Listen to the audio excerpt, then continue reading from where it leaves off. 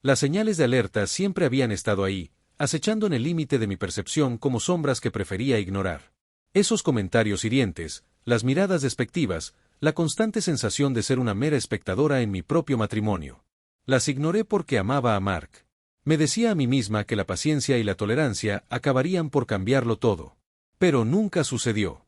Nuestras vacaciones familiares en Hilton Head, Carolina del Sur, se suponían que serían una escapada relajante. El complejo era tal como lo mostraban los folletos: playas de arena blanca impoluta, palmeras meciéndose con la brisa, el sonido de las olas de fondo. Un fugaz destello de esperanza me invadió.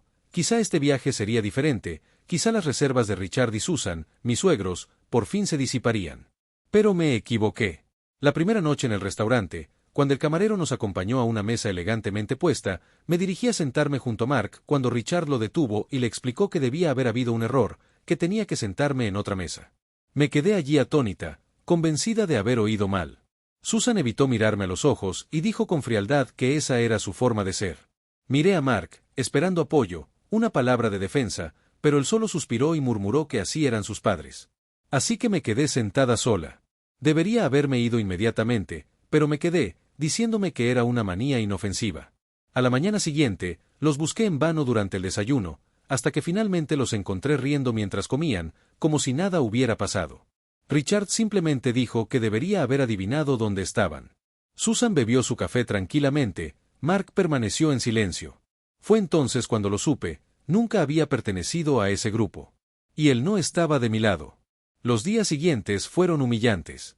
Comí sola, planearon salidas sin mí. Un paseo en barco, una cata de vinos, solo los descubrí a través de sus fotos. Cuando le pregunté a Mark al respecto, reaccionó con irritación: es su forma de ser. Al cuarto día, me rendí. Querían hacerme invisible, así que los dejé. Pero no tenía ni idea de que yo tenía mi propia manera de hacer las cosas. Mientras ellos celebraban, yo estaba en la habitación del hotel y tomé cartas en el asunto. Todo estaba reservado a mi nombre: hotel, coche de alquiler, restaurante, spa. Lo cancelé todo, uno por uno. Sus habitaciones, el coche, la cena opulenta, la cita de Susan en el spa. Luego empaqué mis cosas, cogí el coche y conduje hasta Charleston. Allí, alquilé una suite, pedí servicio de habitaciones, contemplé el océano y respiré libremente por primera vez. A la mañana siguiente, mi teléfono vibró sin parar: Mark, Susan, Richard. Lo puse en silencio y sonreí. Se habían dado cuenta. Imaginé a Richard siendo despertado por el gerente del hotel, a Susan revisando sus correos electrónicos, a Mark escuchando el creciente pánico. Sin habitaciones, sin coche, sin reservas. Saboreé mi café con satisfacción. Más tarde, leí los mensajes furiosos de Mark, exigiendo que lo arreglara todo. Contesté su llamada.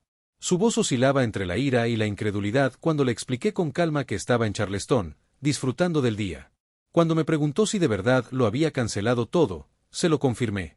Se puso a hablar acaloradamente y empezó a hablar de las consecuencias de que sus padres se quedaran varados. Simplemente le respondí, con su mismo tono: eso debe ser muy desagradable. Luego colgué. Más tarde supe que habían terminado en un motel de mala muerte, tomando taxis carísimos y cenando en un restaurante turístico ruidoso en lugar de una cena gourmet. Susan montó en cólera en el spa cuando no pudo conseguir cita. Mark me escribió de nuevo, indignado por mi crueldad. Yo no sentía más que calma. Pero entonces recibí un mensaje de su prima Sara: bien hecho. Confundida, le pregunté qué quería decir. Su respuesta me heló la sangre: habían tratado igual a la exmujer de Mark. Mark me había dicho que el matrimonio había terminado amistosamente. Mentira. Ella también había estado aislada de vacaciones, había sufrido las mismas humillaciones, se había marchado y se había divorciado. Sara escribió que creía que yo lo sabía. Mark lo había mantenido en secreto. Él sabía lo que iba a pasar y lo dejó pasar. Cuando volvió a llamar esa noche, lo confronté. Su silencio lo confirmó todo. Esto no era una costumbre, Mark, le dije.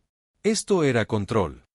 Intentó restarle importancia, pero lo interrumpí y le expliqué que no iba a volver. Busqué en internet a su exesposa, Rachel, encontré a su hermana, Lauren, y le escribí. Me respondió de inmediato: estaban esperando mi mensaje. Me contó que Mark y sus padres habían jugado a esto varias veces: a cada mujer que traía a casa la ponía a prueba, la quebraba, la rechazaba. Me sentí fatal. Mark me había aislado, igual que a las demás. Al despertar por la mañana, recibí un mensaje de la policía. Mark había denunciado mi desaparición. Llamé, expliqué que estaba en Charleston por voluntad propia y dejé claro que no quería ningún contacto. Conseguí una orden de alejamiento oficial, el primer paso legal para disolver mi matrimonio. Poco después, Susan me escribió diciendo que la había humillado y que debía volver inmediatamente, o Mark me haría la vida imposible. Vi la amenaza claramente y simplemente respondí, perfecto. Entonces se lo pondremos difícil. Los invité a todos a Charleston, a Mark, a sus padres y a Sarah. A la mañana siguiente, esperé en una sala de conferencias. Mark llegó furioso, seguido de sus padres, y Sarah se sentó en silencio a un lado. Con calma, les dije que por fin hablaríamos. Richard se rió con desdén, Susan me llamó desagradecida y Mark suplicó una explicación. Mantuve la compostura y les expliqué que sus supuestas tradiciones eran, en realidad, juegos de poder. Mark lo negó todo hasta que le mostré los mensajes de Lauren. Se puso pálido. Richard los tachó de noticias viejas, pero Sarah corroboró cada palabra. Entonces saqué a relucir el mensaje amenazante de Susan. Mark se giró hacia ella, atónito, y ella balbuceó excusas. Fue entonces cuando vi cómo la lealtad de Mark se desmoronaba, una grieta en la fachada. Pero en lugar de mostrar remordimiento, simplemente dijo, «Puedo arreglar esto».